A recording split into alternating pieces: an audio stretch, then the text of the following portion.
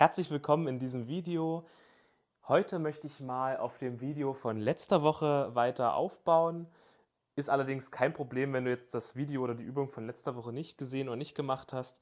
Dann kannst du das hier trotzdem mal ausprobieren, trotzdem mal mitnehmen. Und zwar möchte ich dir zeigen, wie man ja Klavierstücke noch weiter intensivieren kann. Also wie man, was heißt intensivieren, wie man sie einfach noch fetter klingen lassen kann, was man machen kann, um so ein Klavierstück noch ein bisschen zu verfeinern. Ja? Ähm, Das zeigt auch gleich, wie überhaupt Melodien aufgebaut sind, denn wir haben immer eine Grundmelodie und wir haben immer eine Begleitung in der Regel. Ja? Die Begleitung beim Klavier ist meistens die linke Hand, muss nicht immer so sein, aber meistens ist es so. Und die Grundmelodie spielt die rechte Hand. Letzte Woche haben wir einfach mal Freude schöner Götterfunken hier zusammen am Klavier gespielt, haben uns die Grundmelodie mal angeschaut. Ne? Ich spiele sie dir nochmal vor. Also das war hier diese Melodie.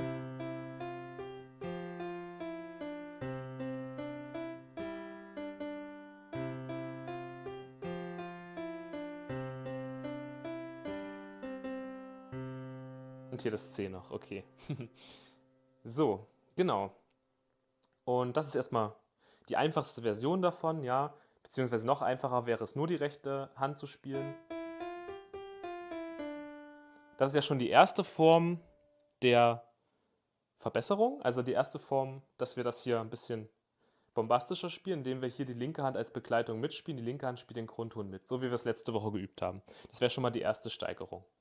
So, jetzt können wir natürlich mit der rechten Hand mal anfangen. Also wir können auf der rechten und auf der linken Hand noch mehr Töne dazu nehmen, ja, und dann dadurch das Klavierspiel noch weiter vergrößern. Also fangen wir mit der rechten Hand an. Was kann man da machen? Also auf der rechten Hand kann man zum Beispiel, statt die einzelnen Töne hier zu spielen, könnte man jetzt diese Töne in der Oktave zum Beispiel spielen, ja.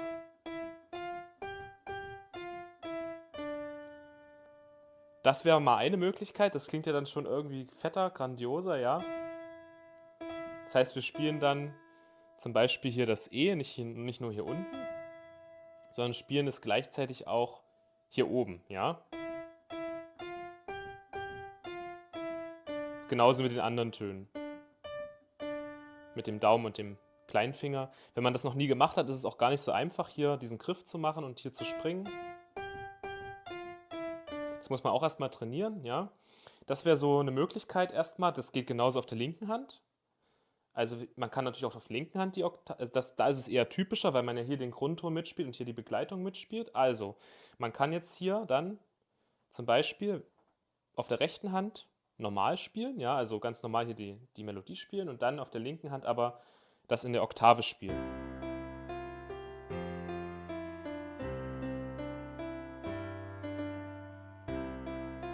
Ja, und du hörst, das klingt ja auch schon fetter, als nur den einzelnen Ton hier zu spielen. Hier das in der Oktave zu spielen, hier. Das klingt ja schon nach einem ordentlichen Bass, ja, also nach einer ordentlichen Begleitung, richtig gut. Also das ist so das, was man gerne mal macht, einfach hier in der Oktave die linke Hand mitspielen und die rechte Hand so lassen. Man kann natürlich auch beides gleichzeitig hier in der Oktave nehmen, geht auch.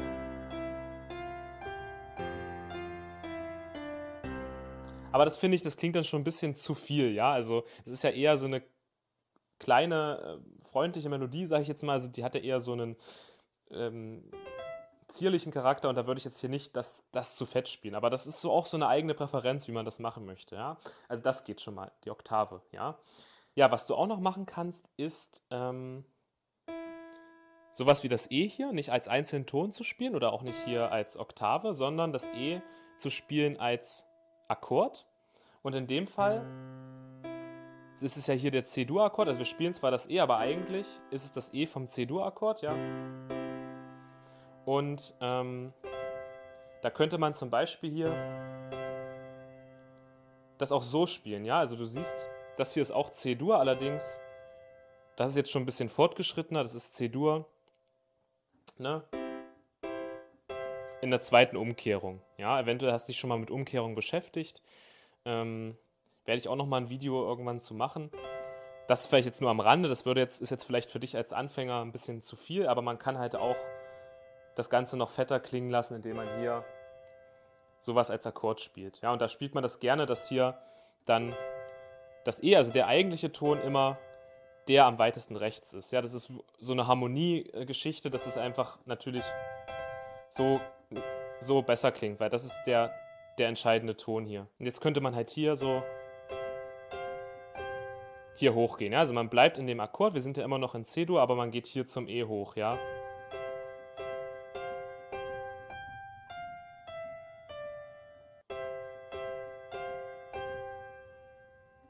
Das kann man auch machen, jetzt nur mal als Beispiel. Also man kann dann hier wirklich diese Akkorde spielen. Also was man jetzt auch machen kann, man kann in der linken Hand auch den Ton nicht einzeln spielen und nicht in der Oktave spielen, sondern als Akkord spielen. Das klingt dann auch nochmal als Begleitung fetter, ja. Also entweder hier als einfachen Akkord oder mit der Oktave mit dazu, ja.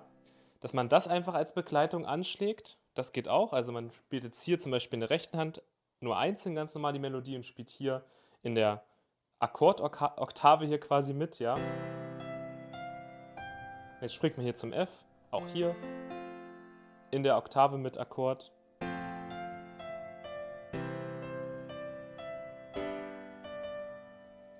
Das klingt ja auch irgendwie nicht schlecht, ne? Also dazu muss man natürlich aber auch die Akkorde kennen. Also da muss man wissen, okay, das ist C-Dur, das ist F-Dur und das ist G-Dur.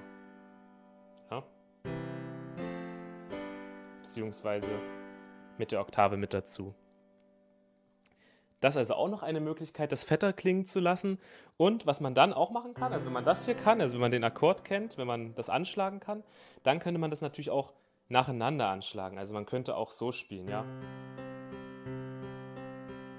Da würde ich jetzt hier den weglassen, da würde ich jetzt hier nur den 5. Ton der Tonleiter nehmen, also den 3. Ton hier des einfachen Akkordes und dann die Oktave, ja. Und dann könnte man es auch so spielen, so nacheinander, ja, rauf und runter. Probier das gerne mal aus, hier einfach, hier wie ich auch, das Haltepedal gedrückt zu halten und mal zum Beispiel C-Dur zu spielen, F-Dur und G-Dur. Ja, F-Dur, F, C, F, G, D, G, G-Dur.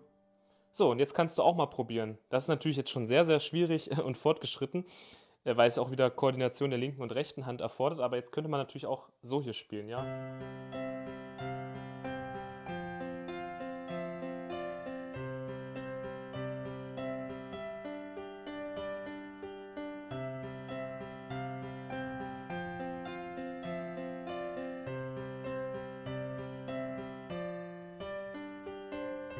Da habe ich mich kurz verspielt.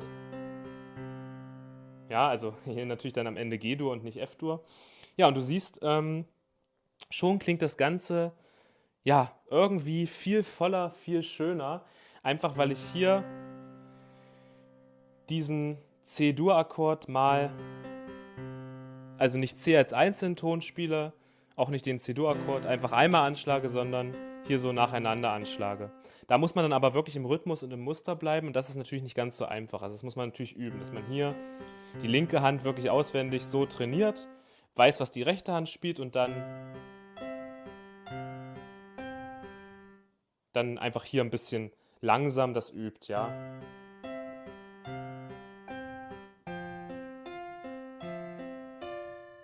Okay. Das also noch eine Variante. Generell kannst du den Rhythmus verändern, ja. Du kannst natürlich auch, wenn du das hier anschlägst, kannst du auch hier ein bisschen anderen Rhythmus machen. Ja, kannst irgendwie sowas machen oder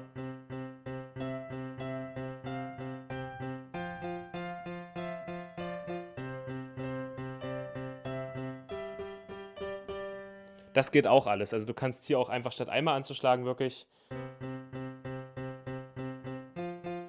auch den Rhythmus ändern. Geht auch, ja. Also es gibt so viele verschiedene Varianten. Also du musst das jetzt nicht, was ich dir in diesem Video hier mitgeben möchte, ist nicht, dass du das jetzt alles spielen kannst, sondern ich will dir einfach mal zeigen, was am Klavier alles möglich ist. Also es gibt nicht dieses eine Muster, dieses Schema X, so ist die Melodie zu spielen, so ist das Lied zu spielen, sondern es gibt so viele verschiedene Variationen, die du das Lied spielen kannst. Du könntest das Ganze jetzt auch in einer anderen Tonart spielen, das würde auch gehen, ja. Man kann dasselbe dann auch, wenn man die entsprechenden Muster kennt, auch noch mal in einer anderen Tonart spielen, statt jetzt hier in C-Dur. Aber ich würde halt nur sagen, man kann so ein Musikstück in verschiedensten Variationen spielen und das ist dann das, was ich finde, auch das freie Klavierspiel ausmacht, dass du in der Lage bist, wirklich ein Stück nach deinem Empfinden, nach deinem Gefühl hier zu gestalten, also wirklich deine eigene Komposition daraus zu machen. Okay? Das ist eigentlich das, was ich dir hier mitgeben will. Du musst es jetzt nicht alles auf Anhieb können. Also du kannst in der Oktave spielen, du kannst in den Akkorden spielen, du kannst hier so ein Muster einbauen auf der linken Hand und halt auch nach diesem Muster spielen. Du kannst den Rhythmus ändern, du kannst das Haltepedal mit dazu nehmen, ja, damit es noch ein bisschen flüssiger klingt und dann immer, wenn wir den Akkord wechseln, vom Haltepedal kurz runter, wieder drauf gehen. Das sind so alles Sachen, die du machen kannst. Es gibt noch viel, viel, viel, viel mehr, was man machen kann. Wie gesagt, man kann das Ganze auch in einer anderen Tonart spielen, geht auch. Aber ich denke, das reicht erstmal für dieses Video. Und zum Abschluss würde ich dir jetzt einmal langsam das Ganze mal in meiner Variation vorspielen, um dir einfach mal zu zeigen, was einfach so möglich ist mit so einer einfachen Melodie, was man aus so einer einfachen Melodie schon rausholen kann. Und dann kannst du dir das einfach mal anhören und kannst dich davon vielleicht selber inspirieren lassen, einfach dich selber mal auszuprobieren, dieses Stück hier zu erweitern und es einfach voller klingen zu lassen. Okay, dann würde ich mich an dieser Stelle schon mal verabschieden und ja, dann genieß noch die schöne Musik.